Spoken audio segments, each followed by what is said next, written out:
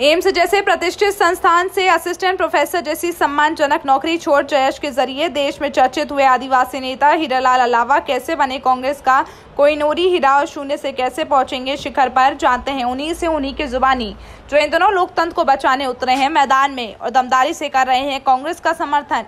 Camera person Yogesh बैरागी के साथ बदनावर से विशेष संवाददाता पवन वैष्णव की रिपोर्ट। एनटीवी टाइम चैनल में आपका स्वागत है। बदनावर विधानसभा क्षेत्र में उपचुनाव होना है। उपचुनाव को लेकर कांग्रेस भाजपा दोनों ही दल एड़ी चोटी का जोर लगा रहे हैं। ऐसे में बदनावर विधानसभा सीट आदिवासी बाहुल्य होकर यहां आदिवासी मतदाता लगभग 50 से 60 हज़ार के बीच में अपना एक हिस्सेदारी रखते हैं। इसी तारतम्य में हमारे बीच जयेश के राष्ट्रीय संरक्षक और मनावर के विधायक हीरालाल जी अलावा साहब मौजूद है, जो राजनीति में भी हीरो है। इनको हम अगर राजनीति का नायक कहें तो अतिशयोक्ति नहीं होगी। ऐसा हम इसलिए कह रहे हैं क्योंकि एक अपने जीवन के प्रारंभिक दौर में ही राष्ट्रीय संरक्षक जयेश के बनकर इन्होंने राजनीति में एक ऐसा परिवर्तन लाया है जो सामान्यतः कोई नायक ही ला सकता है। आज हम इनसे चर्चा करते हैं और जानते हैं कि जयेश जैसे एक गैर राजनीतिक संगठन से जुड़कर जब इन्होंने शुरुआत की तो कैसे इनको राजनीति में अपना पदार्पण करना पड़ा, क्या कारण रहा इसके पीछे, जानते हैं इन्हीं से। नमस्कार अलावा जी। नमस्कार। आपका स्वागत है। आप एम्स में प्रोफेसर थे, एक अच्छा जीवन था आपका कैरियर, उसको छोड़कर आप ये राजनीतिक जीवन में क्यों आना पड़ा आपको? एम्स दिल्ली जैसे संस्थान में प्रोफेसर रहा मैं 2016 तक, और उसके बाद जब मैं लौटकर अपने क्षेत्र अपने गांव की ओर आया तो मैंने देखा कि जो समाज आज आज़ादी के 70 साल बाद भी देश के विकास के आखिर पंक्ति में खड़ा है, शिक्षा, स्वास्थ्य जैसी मूलभूत सुविधाओं से आज भी वंचित है। तो इस समाज के लिए अगर कुछ करना है, इस समाज को अगर कुछ देना है, इस समाज को अगर कुछ नई दिशा और दशा बदलनी है, तो हमें राजनीति को एक माध्यम बनाकर समाज और देश के विकास में एक भूमिका निभा सकते हैं। ये मेरा सोचना है, मेरा मानना है। और यही कारण है कि जब मैं आदिवासी क्षेत्रों में जब आया दिल्ली एम्स से वापस, तो मैंने देखा कि यहाँ पे शिक्षा का प्रतिशत आज भी धार, झाबा, बड़वानी जैसे आदिवासी क्षेत्रों में 20 से 30% के लगभग है। आज भी यहाँ पर ज़्यादातर आदिवासी समुदाय पलायन करके गुजरात, महाराष्ट्र और अन्य राज्यों में 2 वक्त की रोटी के लिए दर दर भटक रहा है। आज ये समाज राजनीतिक रूप से मतलब इनकी जो आवाज़ जो विधानसभा और लोकसभा में होनी चाहिए थी, आज देश में आदिवासी समाज का नेतृत्व हमें दूर दूर तक नज़र नहीं आता है। और आदिवासी समाज का नेतृत्व नज़र नहीं आता है, आदिवासी समाज की आवाज़ विधानसभा और लोकसभा में नहीं गूंजती है। तो मुझे दुख हुआ कि आज देश में जो 8 से 10 करोड़ की आबादी का एक आदिवासी समुदाय है, आदिवासी समाज है, और इस समाज का एक राजनीतिक नेतृत्व दूर दूर तक हमें नज़र नहीं आता है। तो क्यों नहीं इस समाज की आवाज़ बनकर हमारे जैसे पढ़े लिखे युवाओं को आवाज़ उठानी चाहिए। और इसी उद्देश्य से राजनीति में आया। और दूसरा उद्देश्य मेरा एक ये भी रहा है कि हम आदिवासी समाज में पढ़ाई लिखाई कर आज बड़े बड़े पदों पर हम पहुँचते हैं। आज हम बड़े बड़े शहरों में हम घर बना के रहने लग गए हैं, लेकिन जो आज आदिवासी समाज या आज़ादी के 70 साल बाद भी आज भी गाँव में मतलब जो पिछड़ेपन की उसकी परिभाषा अगर सही मायने में देखी जाए तो ये दक्षिण अफ्रीका के कई देशों के समतुल्य है। तो मुझे लगा कि गांव में रहकर ही आदिवासी समाज के लिए और जो भी समाज गांव में रहता है उनके विकास के लिए आवाज़ उठानी चाहिए। और यही कारण रहा है कि मैंने राजनीति को एक माध्यम समझा और राजनीति में आकर अपने समाज के लिए, गाँव के लिए, गरीबों के लिए आवाज़ उठाने को उचित माध्यम समझा, इसीलिए राजनीति में आया। जब आप जयेश की शुरुआत कर रहे थे तब तमाम तरीके से आप जब मीडिया से रूबरू हुए थे तो आपने कांग्रेस भाजपा दोनों ही राजनीतिक दलों पर करारा प्रहार किया था और कहा था कि ये हमारे लिए पैसा कानून लागू नहीं करती है, वनाधिकार के जो कानून है वो लागू नहीं करती है। फिर उसके बाद आपने अचानक कांग्रेस का दामन थाप लिया, इसके पीछे क्या कारण रहा? ये बात सही है कि हमने उन सभी राजनीतिक दलों का विरोध किया जिन्होंने आदिवासियों के उनके अधिकार, चाहे पैसा कानून हो, चाहे 5वीं अनुसूची हो, चाहे 6वीं अनुसूची हो, उसको इम्प्लीमेंटेशन नहीं किया है। उनका हमने विरोध किया और आज भी कर रहे हैं। आज कांग्रेस के साथ अगर मैं कांग्रेस के चिन्ह पे विधायक का चुनाव इसीलिए लड़ा क्योंकि कांग्रेस ने अपने मैनिफेस्टो में इस बात को स्पष्ट रूप से लिखित में दिया है कि अगर हमारी सरकार बनेगी तो 5वीं अनुसूची, पैसा कानून और वन अधिकार कानून के प्रावधानों का लाभ आदिवासियों को देंगे। जब उन्होंने लिखित में इस बात का आश्वासन दिया तो कांग्रेस से टिकट लेकर चुनाव लड़ने में सहमति जताई और उम्मीद है कि अगर मध्य प्रदेश में कमलनाथ जी की सरकार अब दोबारा बनती है तो आदिवासियों के अधिकार हम दिलवाएंगे और सरकार में रहकर जो हमने जनता से, आदिवासियों से, हमारे बंधुओं से जो वादे किए उनको हम पूरा करेंगे। आपका नाम जैसा कि हीरा है, अपन तुलना करते हैं हीरा जो कि केमिस्ट्री का हीरा होता है, वो पारदर्शी होता है, काफ़ी कठोर होता है। दोनों ही चीज़ें आपके जीवन में देखी जा सकती है। आप काफ़ी पारदर्शी भी, आपका पूरा जीवन सबके सामने है। दूसरा, आप काफ़ी कठोर भी है, कभी कभी सरकार के खिलाफ भी हो जाता है। अपनी सरकार के खिलाफ भी आप, जैसे अतिथि विद्वानों का एक मामला था, खुलकर सरकार के सामने हो गए। सरकार का आपके ऊपर दबाव नहीं आता है? देखिए, मुझे राजनीति में जाने के लिए मैं किसी के दबाव में राजनीति में नहीं गया। अगर कांग्रेस में भी गया तो कांग्रेस में भी किसी के दबाव में नहीं गया मैं। और मेरा एक उद्देश्य रहा है राजनीति को माध्यम बनाने का, कि उस तबके के लिए, उस वर्ग के लिए आवाज़ उठाना जो पीड़ित है। आज अतिथि शिक्षकों की बात आपने मेरे सामने कही, मैं जानता हूँ उनका दर्द क्या है। वो डिग्री ले लेके, डिग्री के ऊपर पीएचडी किया उन्होंने, पीएचडी के ऊपर और भी उन्होंने रिसर्च किया, 2-2 डिग्रियाँ लिया, लेकिन आज भी हमारे प्रदेश में हजारों अतिथि शिक्षक 2,000, 3,000, 5,000 की नौकरी करने के लिए मजबूर है। और वो भी 5,000 की नौकरी में भी सरकार उनको बीच बीच में लाती है, रखती है जॉब पे और वापस हटा देती है। तो ये उनके साथ कहीं ना कहीं अन्याय है। और मुझे लगा कि निश्चित ही जो बेरोजगार प्रदेश के जो युवा हैं आज इस उम्मीद से पढ़ाई करते हैं कि वो आने वाले समय में अच्छा जॉब लगेंगे और घर वालों की और अपने गांव वालों की सेवा करेंगे। लेकिन जब वो डिग्री हासिल करने के बाद जब बेरोजगार होकर दर दर भटकने को मजबूर होता है और उनको 2 वक्त की रोटी के लिए भटकना पड़ता है, और आज अतिथि शिक्षक हज़ारों की संख्या में संघर्ष कर रहे होते हैं, उनको धरना प्रदर्शन करने के लिए भोपाल जाना पड़ता है, पद यात्रा निकालना पड़ती है, तो मुझे दुख होता है। सरकार किसी की भी रही हो, उनको न्याय मिलना चाहिए, उनको अधिकार मिलना चाहिए और उनको रोजगार देना चाहिए। और मध्य प्रदेश की कमलनाथ सरकार ने वादा किया था कि अतिथि शिक्षकों को हम लोग रोजगार देंगे और उनको उचित नियमों के अधीन उनको हम लोग परमानेंट करने के भी प्रयास करेंगे। तो माननीय कमलनाथ जी ने भी अपने मैनिफेस्टो में भी इस बात का जिक्र किया था। लेकिन जब अतिथि शिक्षकों के साथ अन्याय हो रहा था तो मुझे लगा कि नहीं, इनके साथ खड़े होना चाहिए। और मुझे ज़रूरत लगी कि कमलनाथ सरकार के खिलाफ मुझे एक मेरा कदम है, लेकिन मुझे उस बात की चिंता नहीं थी। मुझे प्रदेश के बेरोजगार युवाओं की आज भी चिंता है और आज भी हम लोग इस बात से आश्वस्त हैं कि अगर हमारी सरकार बनेगी तो माननीय मुख्यमंत्री जी से इस बात का जिक्र करेंगे, हमारे कमलनाथ जी से कहेंगे कि जो अतिथि शिक्षकों के लिए हमने वादे किए हैं उन वादों को आप पूरा करें, और उनकी लड़ाई में हमेशा लड़ूंगा। ये तो आपसे जब चर्चा हुई तो आप बता रहे हैं कि समाज के हर वर्ग की आपको चिंता है। वास्तव में सही भी, आप कई मुद्दों पर खरे उतरे हैं, सामने भी आए हैं। लेकिन आप जब जयेश की शुरुआत कर रहे थे राष्ट्रीय संरक्षक के तौर पर, तब आपने एक नारा दिया था, अब की बार आदिवासी सरकार। उसके साथ ही आपने मीडिया से चर्चा के दौरान कहा था कि लगभग जो 47 सीटें हमारे लिए आरक्षित है उन पर हम अपने कैंडिडेट उतारेंगे। 80 सीटों पर हमारा प्रभाव है, वहाँ भी हम किसी दल से कोऑपरेट करके सदस्य हमारे उतारेंगे। लेकिन फिर आपने अचानक 2018 के आम चुनाव में केवल 1 सीट पर समझौता कर लिया। कहीं इससे आपका जो समाज है उसकी आपको नाराज़गी का सामना भी करना पड़ा था हल्का सा। आपने कैसे इन दोनों को सामंजस्य स्थापित किया? जी, ये बात आपकी बिल्कुल सत्य है कि हमने अब की बार आदिवासी सरकार का नारा दिया था। और अगर कांग्रेस से अगर विधायक बना तो इसमें इस बात का हमने हमारे समाज के साथ, हमारे युवाओं के साथ, हमारे संगठन के साथ इस बात का धोखा नहीं किया है कि हमने आदिवासी सरकार नहीं बनाई। देखिए, भारत एक लोकतांत्रिक देश है और इस लोकतांत्रिक देश में किसी जाति के नाम पर, किसी धर्म के नाम पर, किसी समाज के नाम पर हम सरकार नहीं बना सकते। ये बात सत्य है कि सरकार बनाने के लिए हमको सभी जाति, सभी धर्म और सभी समुदायों का साथ लेकर चलना पड़ता है। मध्य प्रदेश में ट्राइबल्स की केवल 47 सीट रिजर्व है और सरकार बनाने के लिए हमको 116 का जादुई आंकड़ा प्राप्त करना होता है। तो हमने मध्य प्रदेश सरकार इंडिपेंडेंट, जो प्रैक्टिकली पॉसिबल नहीं है 47 विधायकों के दम पे, तो हमने कांग्रेस के साथ मिलकर प्रदेश में सरकार बनाने की बात रखी।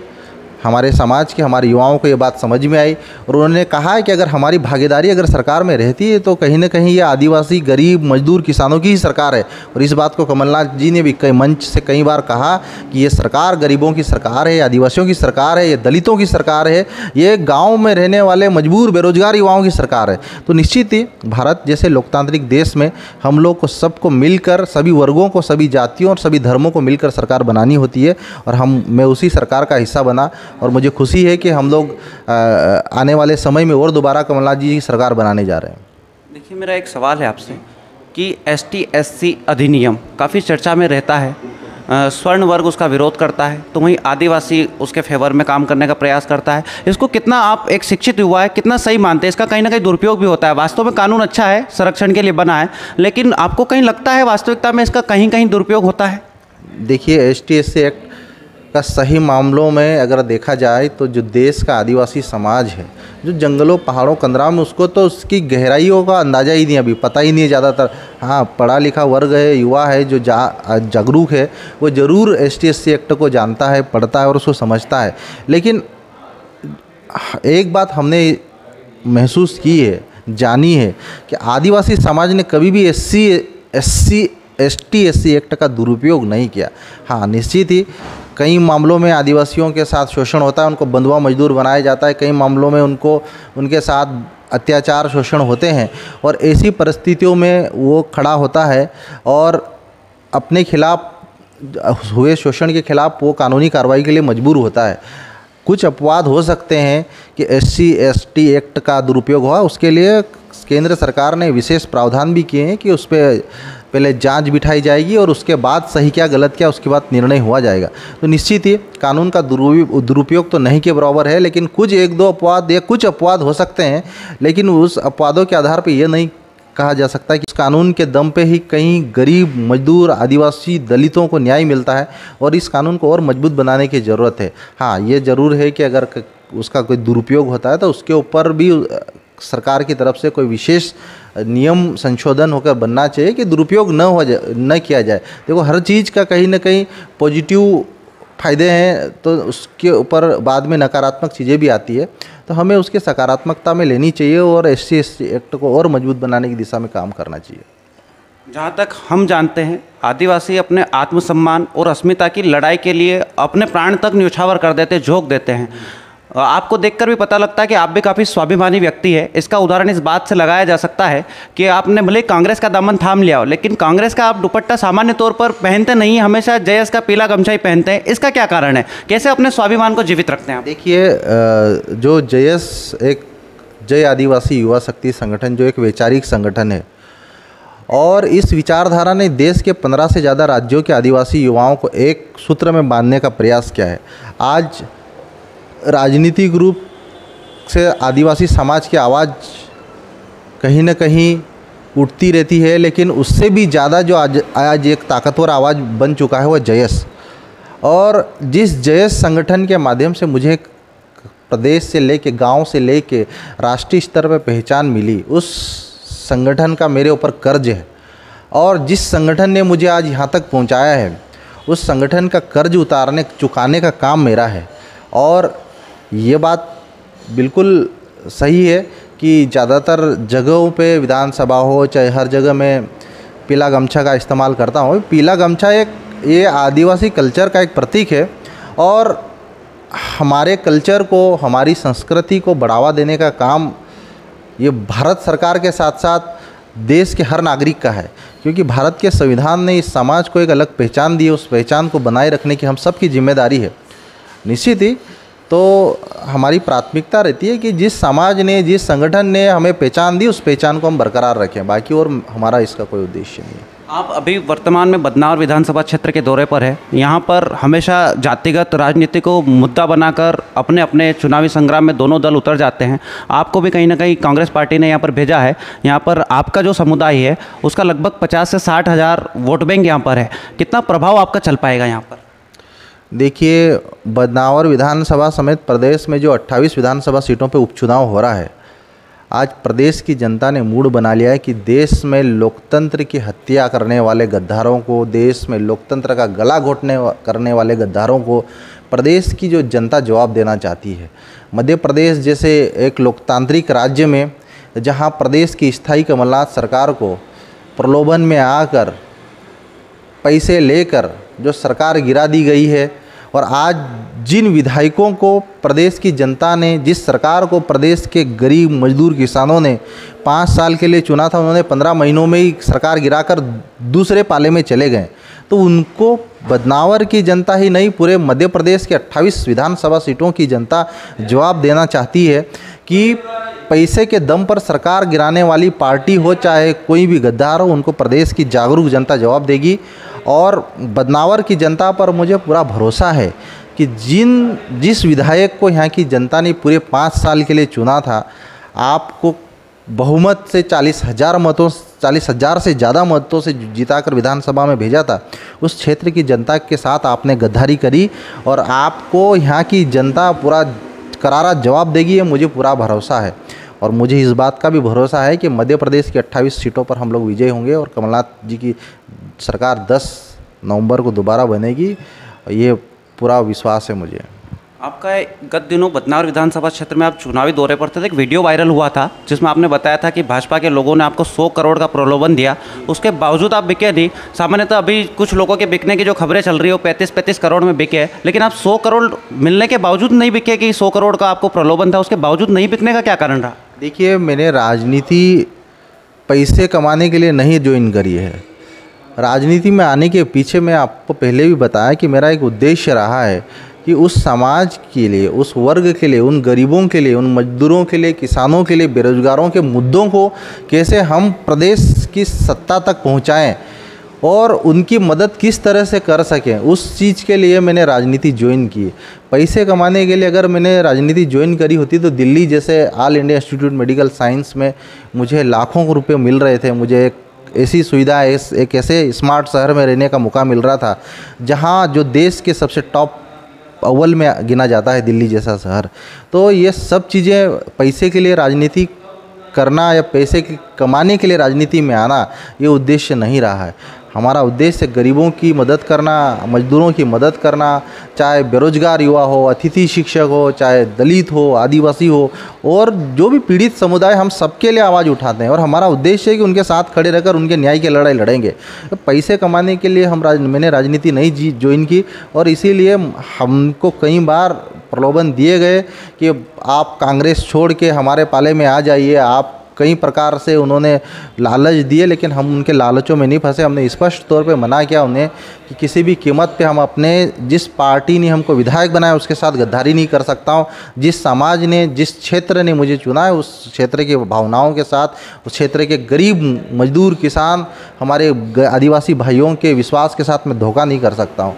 ये आदिवासियों की भी एक फितरत रही है कि हम किसी के साथ धोखा नहीं करते, तो हम पैसों से बिकने का कोई सवाल ही पैदा नहीं होता। हाँ, ये ज़रूर है कि जिन्होंने गद्दारी करी है उनके साथ हम लोग हिसाब किताब चुकता करने के लिए पूरी ताकत के साथ कमलनाथ जी को जिताने के लिए मेहनत करेंगे।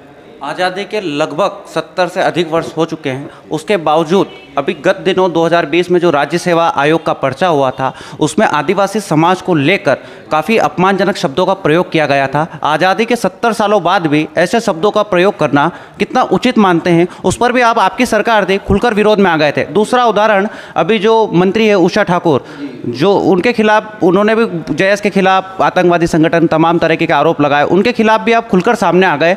जब आप इनके खिलाफ, दोनों, आपकी सरकार रही हो, विपक्ष की सरकार रही हो, दोनों के खिलाफ खुलकर आ जाते हैं, तो आपको किसी प्रकार के दबाव की राजनीति का सामना नहीं करना पड़ता है? देखिए, हमारी लड़ाई स्वाभिमान की लड़ाई है। हमारी लड़ाई आदिवासियों के सम्मान, आदिवासियों के अस्तित्व और आदिवासियों की अस्मिता की लड़ाई है। हमारी लड़ाई आदिवासियों के जल, जंगल और ज़मीन को बचाने की लड़ाई है।